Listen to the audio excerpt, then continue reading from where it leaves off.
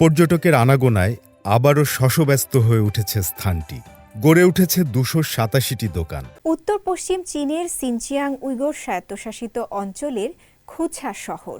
এখানে ২০২৩ সালে সরকারি উদ্যোগে সংস্কার কাজ শুরু হয়। এরপরে শহরটি তার পুরনো রূপে ফিরেছে, আর এতেই খুছার পর্যটন বাণিজ্যে এসেছে পরিবর্তনের জোয়ার।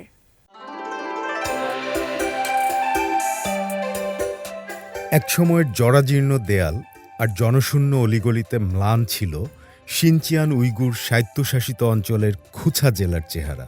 এখন ফিরেছে প্রাণ। পর্যটকের আনাগোনায় আবারও শশব্যস্ত হয়ে উঠেছে স্থানটি। গড়ে উঠেছে ২৮৭টি দোকান। সেই সঙ্গে চালু হয়েছে ৩৮৬টি ছবি তোলার জায়গাও। দরজাগুলো কাঠের কারুকার্য খচিত আর উজ্জ্বল রঙা। এখানে যারা দীর্ঘদিন ধরে আছেন তাদের কাছে শহরের এমন পুনরুজ্জীবনের সঙ্গে জড়িয়ে আছে ব্যক্তিগত আবেগ। তাই সময়ের সঙ্গে এখানে ফিরেছে এক সময়কার প্রাণবন্ত সম্প্রদায়ের স্মৃতিও। খুছাতেই বড় হয়েছি। শৈশবের পুরনো শহরটি শুরুতে ছিল প্রাণবন্ত, কিন্তু কলেজ শেষ করে যখন ফিরে আসি তখন শান্ত ও ফাঁকা শহর পেলাম।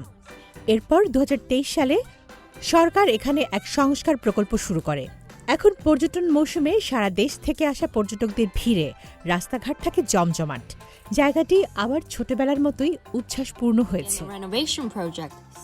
শহরের এই পুরনো চেহারায় ফিরে যাওয়া বাসিন্দাদের জন্য কেবল গর্বের বিষয়ই নয়, বরং তা স্থানীয় অর্থনীতিকেও নতুন রূপ দিয়েছে। খুছায় নতুন ব্যবসা, কর্মসংস্থান ও সুযোগ সৃষ্টি হচ্ছে। চীনের বিভিন্ন প্রান্ত থেকে আসা ১২০ জনেরও বেশি মানুষ খুছায় বসতি স্থাপন করেছেন। তারা ক্যাফে, মেহমানখানা ও ছবি তোলার স্টুডিও খুলেছেন।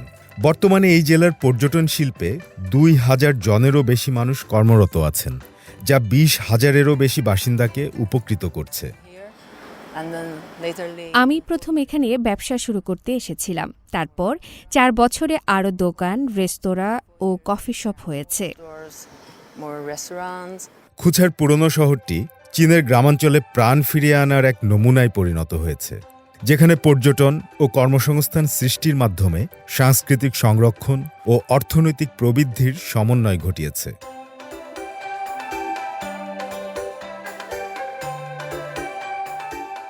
সাকিব সিকান্দার, সিএমজি বাংলা।